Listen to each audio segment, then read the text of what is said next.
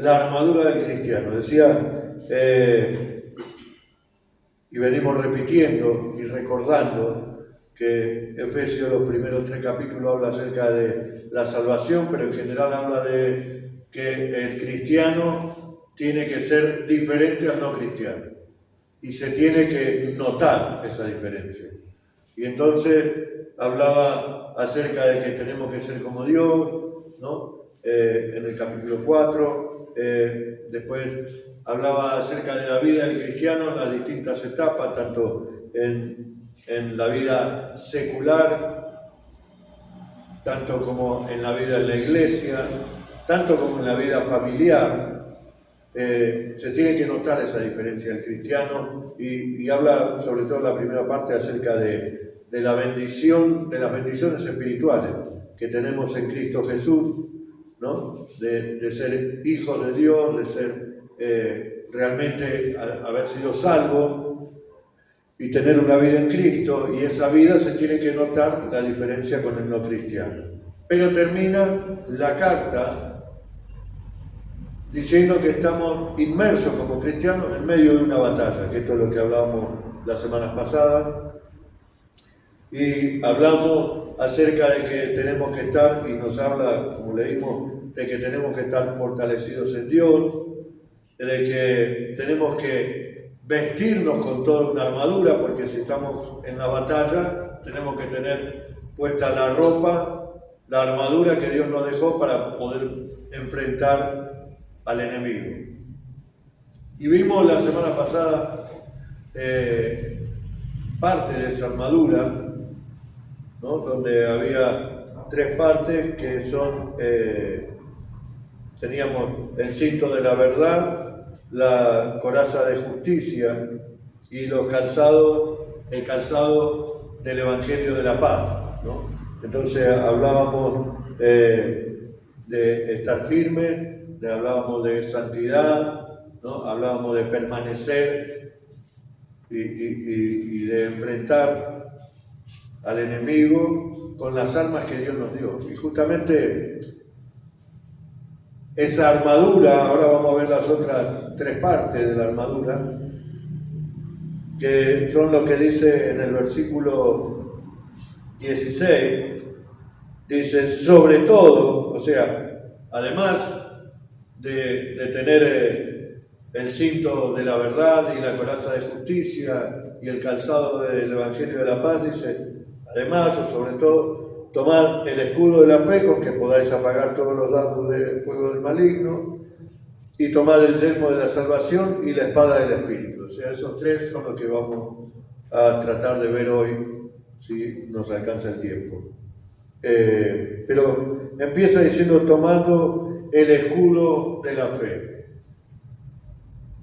Tenemos, y hablábamos la semana pasada también acerca de la armadura, que está para enfrentarnos en una batalla, para tener la ropa adecuada que tiene que ser para defendernos, pero Dios también, además de la defensa, nos dio el arma para poder atacar, no solamente defender nuestro territorio. Entonces, acá dice, tomar el escudo de la fe. ¿Y por qué necesitamos un escudo? Bueno, el escudo necesitamos justamente porque dice para apagar los dardos de fuego del maligno. Ahora, cuando aquí Pablo menciona y hace hincapié y dice la palabra escudo, es la palabra tureos, que significa escudo, pero no es un escudo, había 2 tipos de escudo. Uno era el clásico escudo redondito que vemos en la batalla, que para hacer los superhéroes, por ejemplo, usa el Capitán América, ¿no? Ese escudo redondo que para esa época de los romanos estaban agarrados con 2 cintas que lo tenían en el brazo, se ponían en el brazo izquierdo en realidad, para que con el derecho peleaban con la espada, que era como una daga, cuando era la batalla cuerpo a cuerpo. Esos escudos eran para cuando la batalla era cuerpo a cuerpo, para defender el ataque del enemigo, pero también tener la mano libre con la daga para atacar al enemigo. Escudos largos que parecen como una puerta, ¿no? Dice que tenía más o menos 80 centímetros de ancho por 1,40 de alto, lo cual da la magnitud de la defensa que necesitaban hacer para los ataques. Dice que el enemigo obviamente atacaba con flechas encendidas, y eran muchas, y el ejército romano con ese tipo de escudo, que en algunos casos era doblemente de madera y con piel, y en otros casos eran con una lámina de chapa y también una piel adelante que protegía. Ahora, lo que hacían en medio de esas batallas, los primeros que iban al frente eran esos soldados que tenían ese tipo de escudos, esos escudos grandes que ellos se escudaban detrás de eso, protegían todo su cuerpo. Pero no solo eso, sino que se formaban en fila y se hacía una pared, una muralla, y muchas veces esa fila era doble, es decir, el que venía atrás se ponía bien pegado y lo ponía más arriba, y entonces era una pared, en vez de ser de 1,40 m, era un poco más alta, porque había un escudo como arriba del otro, para poder repeler, para poder atacar, mejor dicho, para poder defender el ataque del enemigo. Entonces, cuando venían armaban toda esa defensa, y el ejército venía atrás, los demás, los que iban a combatir, venían detrás, escondidos de esos escudos, para que la flecha no les llegue. Cuando ellos avanzaban hasta llegar al campo enemigo, y ahí se dispersaban, y ahí sí entraban los otros soldados con el escudito más chico, con la daga, y venía la pelea cuerpo a cuerpo. Pero esos escudos de los que está hablando Pablo son los escudos grandes para defendernos del ataque del enemigo. Entonces, vamos a hablar primero justamente de qué son los dardos de fuego. Bueno, dije, los enemigos lo que hacían era tirar flechas encendidas, que sobre todo cuando tomaban velocidad se prendían más fuerte, y no solo eso, cuando caían podían hacer daño, el líquido que tiraban podía prender fuego, la idea era prender fuego el campo enemigo o al soldado que atacaba. Así que en este caso, como tenían una piel como humedecida, dice que eso como que apagaba la flecha cuando llegaba a los escudos. Y acá dice la palabra que sobre todo, es decir, además, tomad el escudo de la fe con que podáis apagar todos los dardos de fuego del maligno. Es decir, ya hablamos de que es una batalla, de que tenemos armas de defensa y que tenemos un enemigo que enfrentar. Y el enemigo es astuto y siempre va a venir a querer atacar y a querer hacer daño y a querer conquistar territorio. Cuando habla de los dardos de fuego del maligno, todos creo que sabemos a qué se refiere Pablo, de qué serían esos dardos. Esos dardos son muchas veces pensamientos que pone el enemigo, o que intenta poner el enemigo en nuestra mente, ¿no? Pensamientos que pueden traer dudas, que pueden traer temor, ¿no? Y esos son algunos de los pensamientos malignos que nos incitan al pecado, al desaliento, a la desobediencia. Y algunos de los pensamientos que pueden generarnos, o que algunos de estos dardos pueden ser, y puse, desaliento, desconfianza.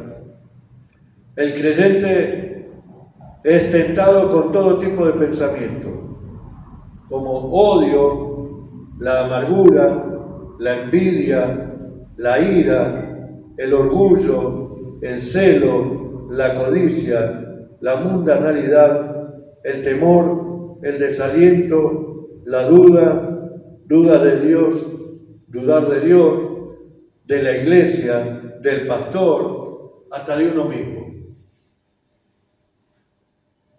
Entonces, esas son algunas de las cosas que el enemigo quiere incitarnos a pecar y alejarnos, algunos de los dardos de fuego que el enemigo, sobre todo el de la duda.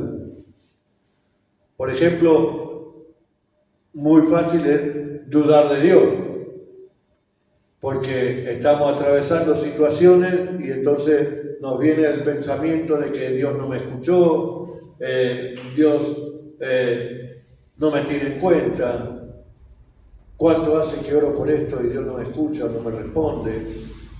Y son pensamientos en realidad que el enemigo va poniendo en nuestra mente para tratar de desalentarnos o desanimarnos. Aún de nosotros mismos podemos dudar. Dudamos de si seré salvo. No deberíamos, pero el enemigo es tan astuto que nos hace pecar con estos pensamientos. Viene a querer influenciar. Los dardos del enemigo son flechas lanzadas a nuestra mente para tratar de hacernos caer, de hacernos, de debilitarnos, de hacernos alejar de Dios. Y esas flechas muchas veces tienen que ver, y seguramente le habrá pasado, que de pronto está uno neutro, no tiene ningún pensamiento, digamos, de nada, y de pronto le vienen pensamientos y uno dice, pero ¿de dónde salió esto? ¿Cómo pudo venir a mi mente una cosa así? Bueno, el enemigo es astuto y pone pensamientos, sobre todo, y seguramente debe haber pasado, cuando uno quiere orar, uno dice, me voy a poner a orar, o me voy a poner a leer la Biblia, y está por ahí leyendo la Biblia, y por ahí se dispersa en algún pensamiento de otra cosa y lo va alejando completamente de lo que uno quería hacer. Y esos son dardos del enemigo que quieren justamente despojarnos de la gracia, de la bondad, de la misericordia de Dios. Despojarnos de la amargura, de la armadura, perdón. La amargura seguro nos va a traer, pero lo que quiere es despojarnos de esa armadura que es nuestra defensa. Por eso necesitamos el escudo de la fe. Dice en Romanos 7:21, hablando de la carne, Pablo dice, si quiere lo buscamos, dice, así que queriendo yo hacer el bien, hallo esta ley, que el mal está en mí. Podemos leer el 20 o el 19 si quiere. Porque no hago el bien que quiero, sino el mal que no quiero, eso hago. Y si hago lo que no quiero, ya no lo hago yo, sino el pecado que mora en mí. Así que, queriendo yo hacer el bien, hallo esta ley, que el mal está en mí. Es decir, siempre nuestra naturaleza humana va a inclinarse a hacer lo malo o todo lo que sea alejado de Dios. Y cuando nosotros queremos agradar a Dios, recuerda uno de los propósitos de los principios del Salmo 37 del domingo pasado. Confía en Dios y haz el bien. Y acá Pablo dice, el bien que quiero hacer no hago. ¿Por qué? Porque el pecado mora en mí. Porque es una lucha constante del cristiano entre querer agradar a Dios y querer agradar a mi carne, a mi cuerpo. Es decir, hacer lo que a mí me gusta o hacer lo que Dios quiere.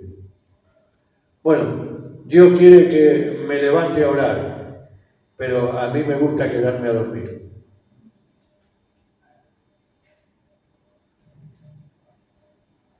Dios quiere que lea la Biblia. A mí me gusta mirar una película en Netflix o ver el noticiero. Entonces, hay una lucha constante en el cuerpo, en el ser humano, en el cristiano, en el ser humano en realidad, pero sobre todo en el cristiano, y esos son los pensamientos del enemigo que nos incitan. La lucha está, pero el enemigo nos incita a hacer aquello que tal vez a nuestra carne le gusta. Esto es como si el médico nos prohíbe la sal o el azúcar y uno dice, bueno, le pongo un poquito, total no me hace nada. Y le pongo otro poquito, total no me hace nada. Una vez el permitido que decimos, ¿no? A veces. Porque decimos lo tengo controlado. Y creemos que lo tenemos controlado hasta que se descontrola.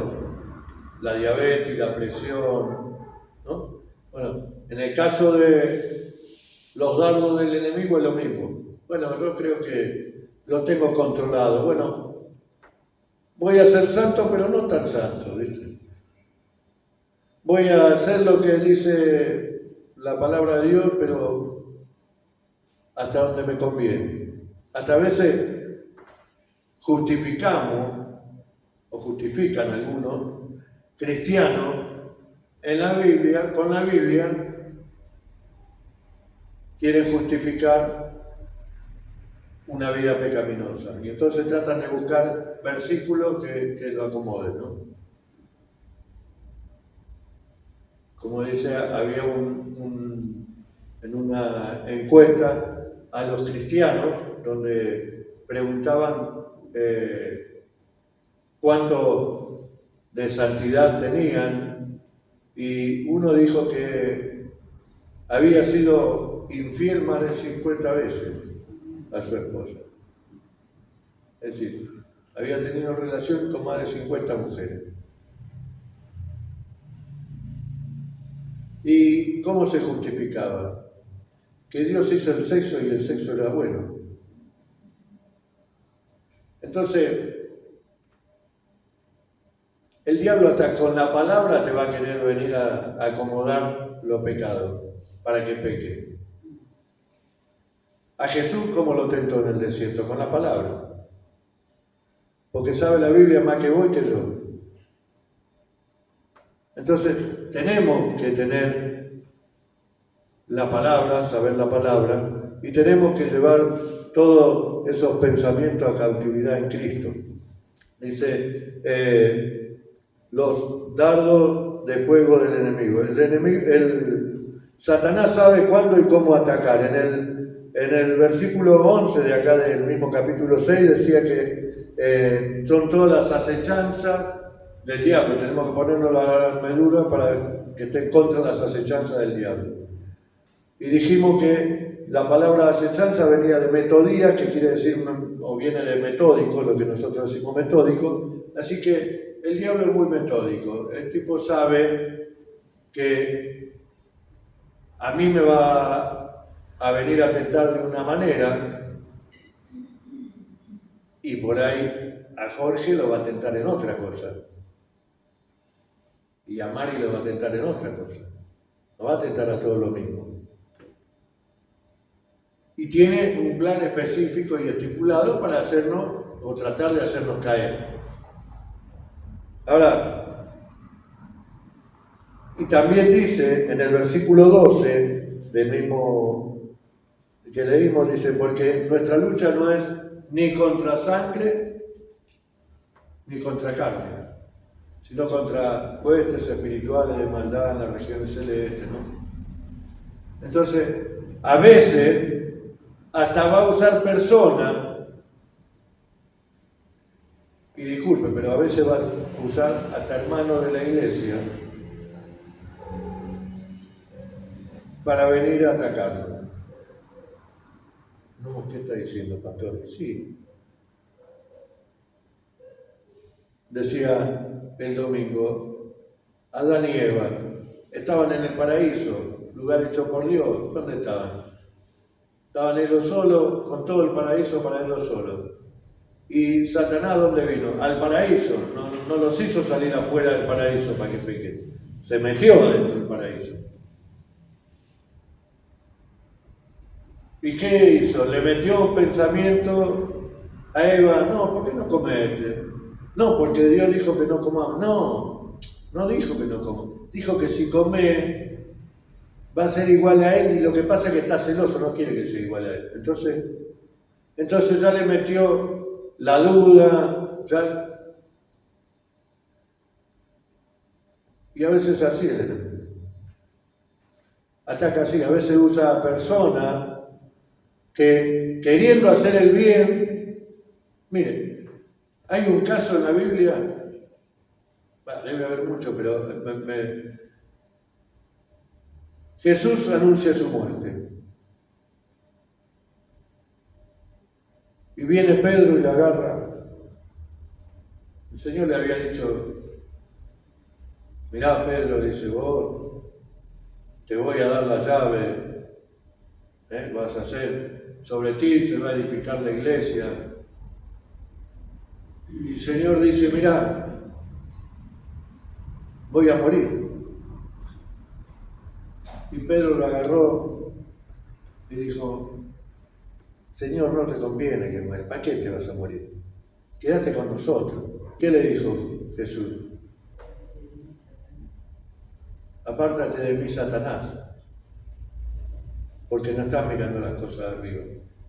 O sea, Jesús identificó que no era Pedro, sino que el mismo Satanás usó a Pedro con un pensamiento. Ahora, yo me pregunto, Pedro dijo, voy a dejar que Satanás venga y me ponga pensamiento en la cabeza y yo entonces voy a hacer algo que me diga Satanás. No, Pedro amaba a Jesús y en ese amor que quería, que después quiso dar su vida supuestamente por el Señor, fue influenciado por Satanás, fue usado por Satanás, mejor dicho, no solamente influenciado. Porque no solamente le tiró el pensamiento o la idea a Satanás, sino que él la ejecutó. ¿Y era buena o era mala la intención de Pedro? Era buena, porque él decía, bueno, Señor, con todo lo que haces, necesitamos que vos estés con nosotros, necesitamos que te... Pero no podía ver más allá del propósito que Dios tenía. Entonces, muchas veces, Satanás va a usar a personas que aún con la palabra te van a venir a influenciar para que, bueno, no es tan así lo que dice el pastor, no le crea mucho porque... No, bueno, la Biblia fue escrita hace tanto tiempo, pero ahora... esto no está en la Biblia. Bueno, si no está en la Biblia, entonces es pecado. Si no está en la Biblia, es pecado. No le haga caso. Nosotros tenemos que guiarnos por la Biblia, que es la palabra de Dios. Amén. Y si hay algo que no está en la Biblia y yo tengo duda, ¿estará bien delante de Dios? ¿No estará bien? ¿No está en la Biblia? Listo. No está bien entonces. El diablo es astuto y nos va a venir a, como decía, a querer atacar con los dardos de fuego para querer destruir. Ahora, lo interesante es que Pablo nos dice, agarren el escudo de la fe, porque dice, va a apagar todos los dardos del enemigo. Entonces es importante que tomemos ese escudo para poder estar no solamente prevenidos y defensivos, sino también para atacar, porque como dije, se usaba como arma de defensa, pero iban avanzando en el territorio para llegar hasta el campo enemigo y derrotarlo. Apaga todos los dardos del enemigo. Otra vez, cito, confiar en Jehová, decía el Salmo 37. Nuestra confianza tiene que ser total y absoluta en Dios.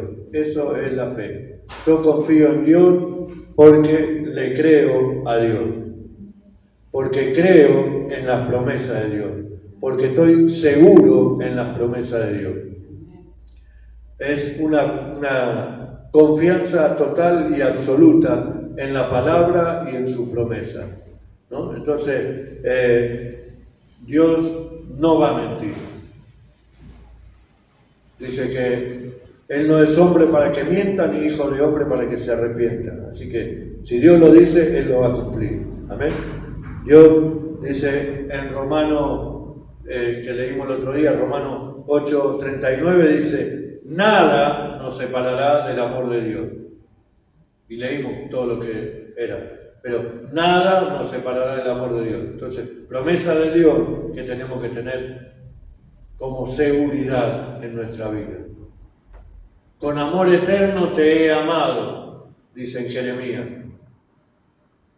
Entonces, son promesas de Dios, tenemos que tener la confianza y la seguridad total y absoluta. Él es mi Salvador, yo estaré con ustedes todos los días hasta el fin del mundo, dijo Mateo 28. Entonces, son promesas de Dios que hace que sean totalmente cierta, verdadera y que Él las cumple. Entonces, la fe es eso, creer en la palabra de Dios. Creer que lo que Él prometió, Él lo va a cumplir. Creer que si Él dijo que va a estar conmigo, Él está conmigo. Apaga todos los dardos de fuego, no algunos, apaga todos los dardos de fuego. ¿Con qué? Con la fe.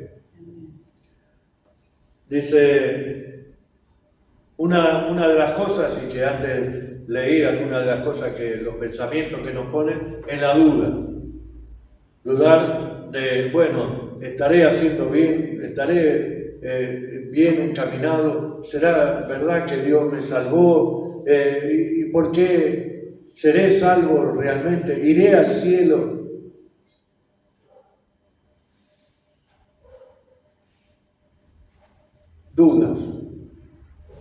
Dudas que quiere poner Satanás en el corazón, porque sabe que donde hay duda, cuando le dijo Jesús a Pedro cuando caminó por el agua y se ahogaba, le dijo, hombre de poca fe, ¿por qué dudaste?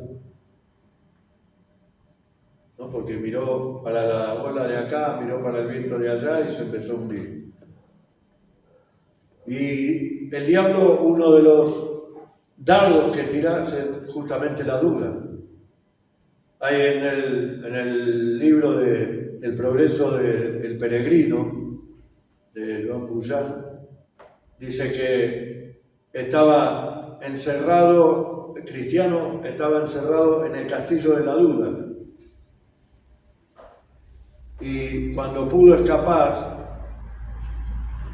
dice, pudo abrir la puerta con la llave de la promesa. Entonces, lo que Dios prometió, lo que Dios cumple. Las promesas de Dios son fieles, justas y verdaderas. Amén. Entonces, si Él prometió que Él va a estar conmigo, Él va a estar conmigo. Si Él prometió que Él es mi Salvador, Él es mi Salvador. Entonces, ahí yo no tengo que tener ningún tipo de duda.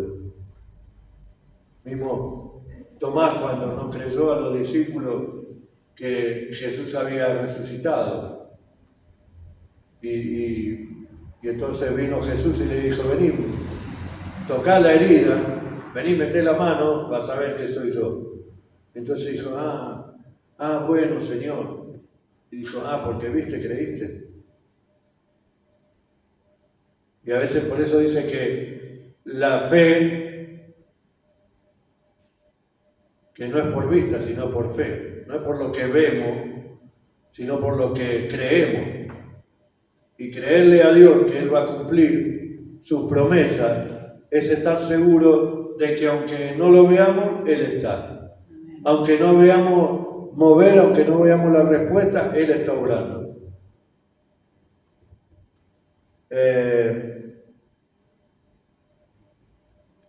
Salmo 34 dice, encomienda a Jehová tu camino y Él hará. Hay hablando de la batalla, un versículo en Primera de Juan, capítulo 5, dice, Primera de Juan, capítulo 5, versículo 4.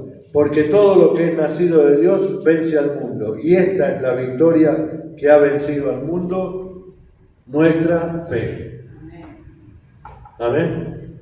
Entonces, el escudo de la fe, necesitamos tener esa fe como tenía Moisés, que dice ahí en hebreo que dejó la tierra de Egipto y se sostuvo como viendo el invisible, o sea, renunció a todo lo que tenía y lo que podía haber sido, y dice, y se sostuvo como viendo al invisible. Entonces, eso es fe, eso es creer en que Dios está en control. Yo tengo la seguridad y la certeza de que aunque no lo vea, Dios está. De que Él me salvó, de que Jesús es su Hijo, que esta es la palabra de Dios. Que Jesús es su Hijo y que vino al mundo para pagar en la cruz por nuestros pecados. Y que Él me salvó, me redimió, me justificó y que tengo vida eterna. Yo lo creo. Amén. Eso es fe. Y esa fe es la que tiene que inundar nuestra mente todo el tiempo cuando vienen todos esos tipos de pensamientos de que, mirá lo que estoy pasando, esto es una lucha constante, veo siempre todo negro. Bueno, empezá a meditar en la palabra, empezá a atacarlo al enemigo con la palabra. Empezá a defenderte con el escudo de la fe, con la palabra. Yo estoy seguro en quien he creído. Yo y mi casa serviremos al Señor. Amén. Dice, la fe es creer y aceptar lo que Dios ha dicho, porque lo que Él dice, Él lo cumple. También dice, el justo por la fe vivirá. Y hay algo que me vino porque hoy justo estaba leyendo, saben ustedes que yo leo la Biblia todo el año y hoy leía en Génesis, cuando José, el faraón, tuvo los sueños, ayer era, y José se los reveló.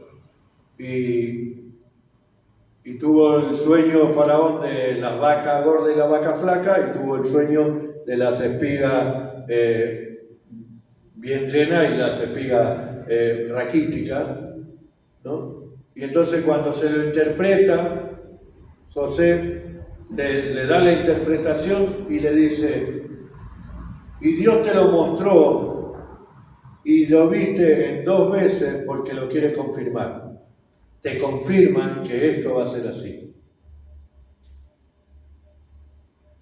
Y basado en esa confirmación, la Biblia dice, el justo por la fe vivirá. Habacuc 2.4, Romanos 1.17 y Gálatas 3.11. En los 3 dice, el justo por la fe vivirá. O sea que Dios te confirma la palabra. Amén. Que vas a vivir por fe, que vivimos por fe, no por vista. Entonces, en Cristo tenemos la victoria cuando sabemos que tenemos una batalla ganada, porque ahora dice, tomad el escudo de la fe que podáis apagar todos los dardos del maligno, de fuego del maligno, y tomad el yelmo de la salvación. Uy, se hizo retarde. El yelmo de la salvación, el yelmo es el casco, ¿no?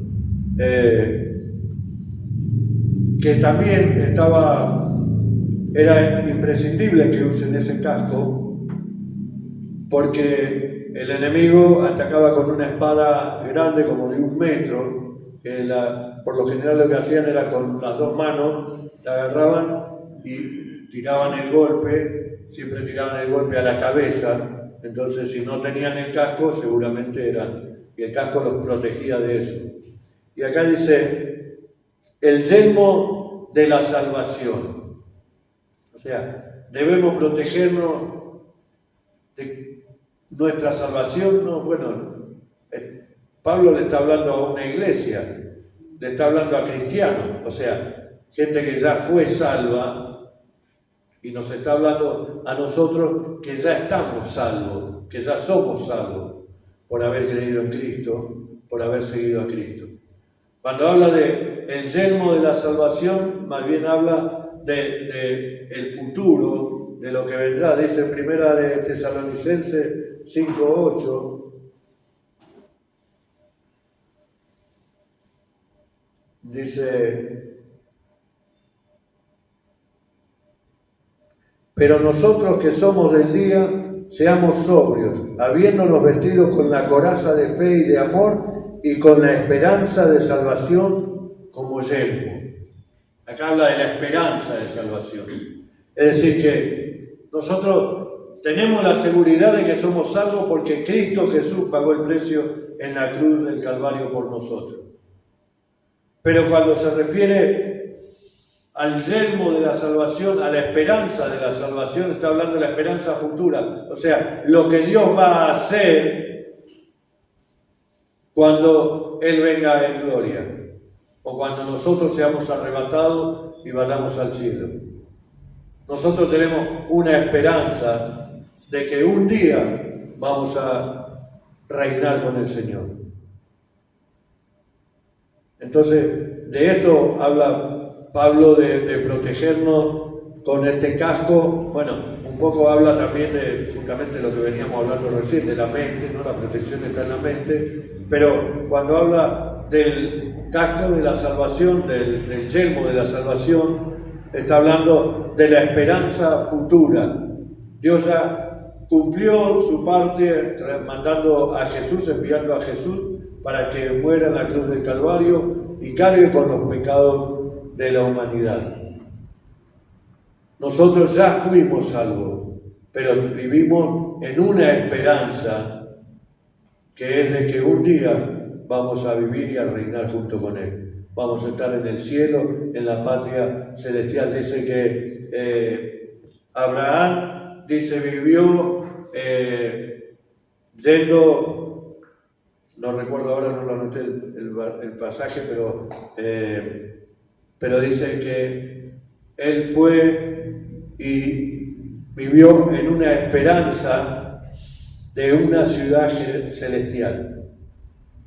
O sea, él fue como nómade de ciudad en ciudad, viviendo donde Dios lo llevaba, pero siempre su esperanza estuvo en una ciudad celestial.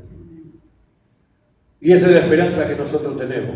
Qué curiosidad, ¿no? Porque en la época de Abraham no había la Biblia, no había la ley, no había nada, pero sin embargo él vivió, conoció al único Dios verdadero,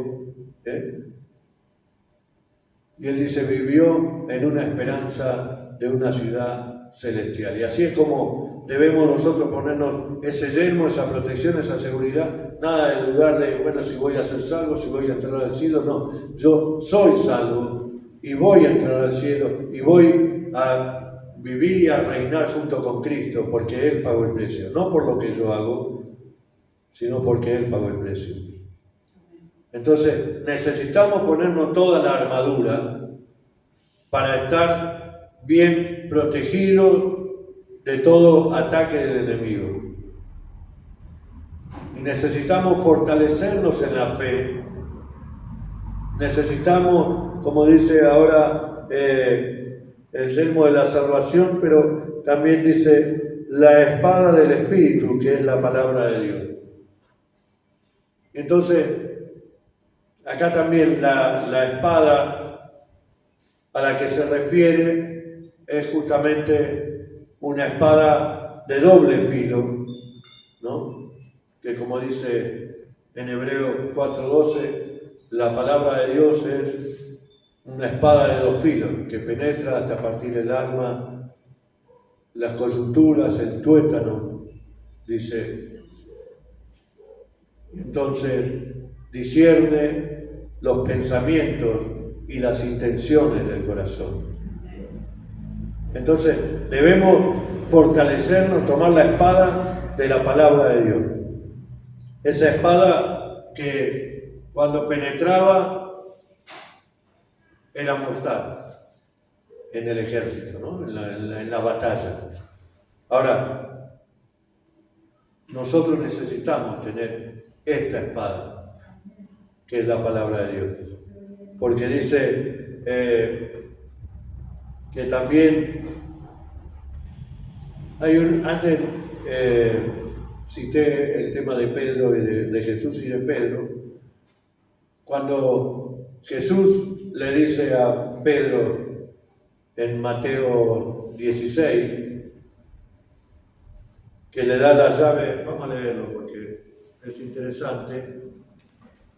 Mateo 16, el 18 dice: y yo también te digo que tú eres Pedro, y sobre esta roca edificaré mi iglesia, y las puertas del Hades no prevalecerán contra ella.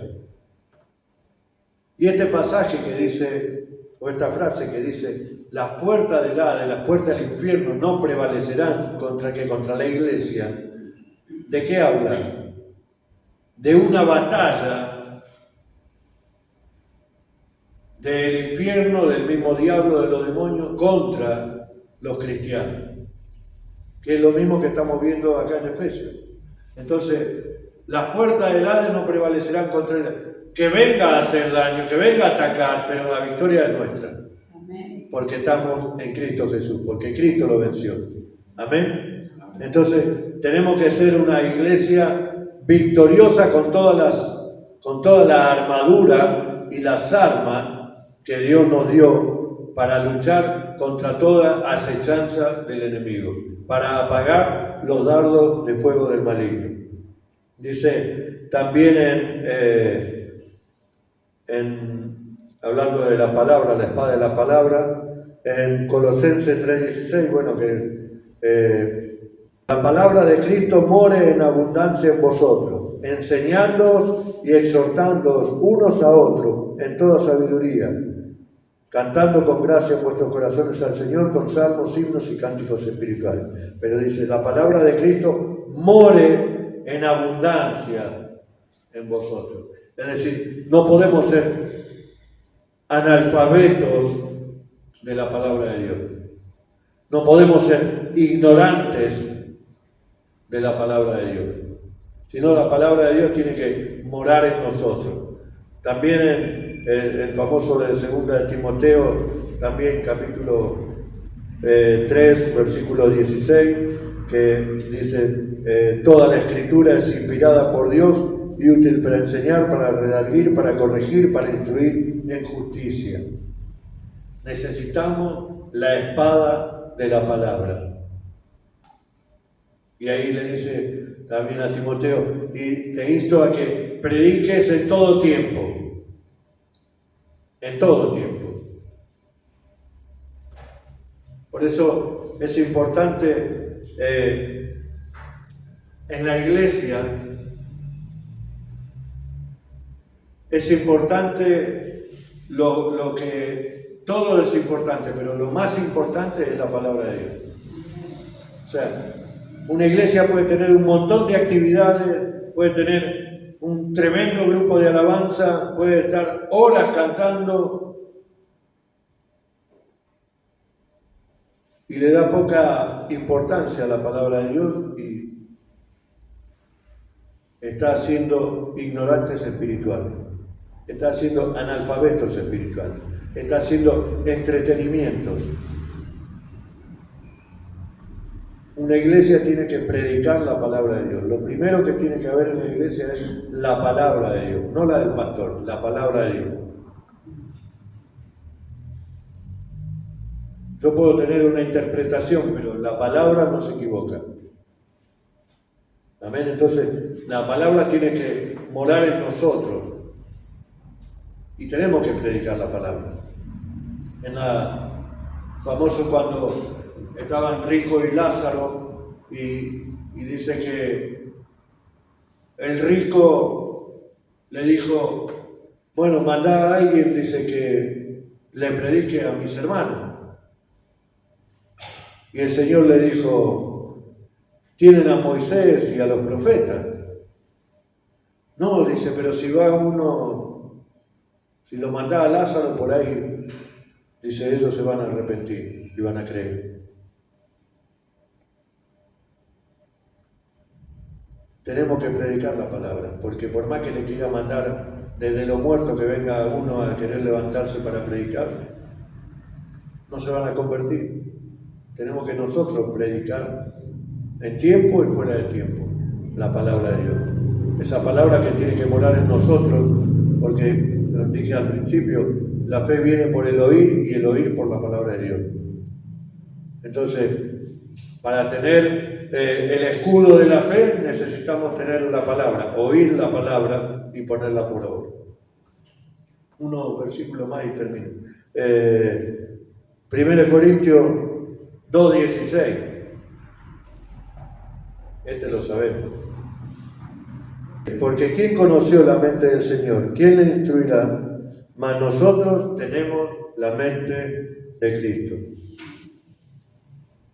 Entonces, necesitamos, bueno, podemos citar Romanos 2, que dice, renovados y transformados en los pensamientos y en la mente, ¿no? Entonces, tenemos la mente de Cristo. Entonces, el enemigo va a venir a atacarnos con dardos de fuego, a poner pensamientos, fíjense que estamos hablando de la mente justamente, va a venir pensamientos, a poner pensamientos en nuestra mente para atacarnos, para debilitarnos, para hacernos caer. Pero la palabra dice que con la fe apagamos todos los dardos malignos. Tenemos que revestirnos de toda armadura, tenemos que poner el escudo de la fe, el yelmo de la esperanza futura de la salvación, es decir, del reinado junto con Cristo, pero también tiene que morar en nosotros la palabra de Dios. Saber exactamente lo que dije antes también, hablando de Jesús cuando fue tentado en el desierto, lo tentó Satanás con la palabra. Pero Jesús también le respondió con la palabra, sabiendo cómo usarla. Le dijo, porque escrito está, respondió Jesús. No le dio una idea de él, no le dio un pensamiento de él, le dijo, escrito está, le respondió con la palabra. Y nosotros tenemos que saber responder cada ataque del enemigo con la palabra. Cada pensamiento que venga del enemigo lo tenemos que atacar o repeler con la palabra de Dios. Amén. Vamos a dejar acá y tal vez el próximo martes terminemos.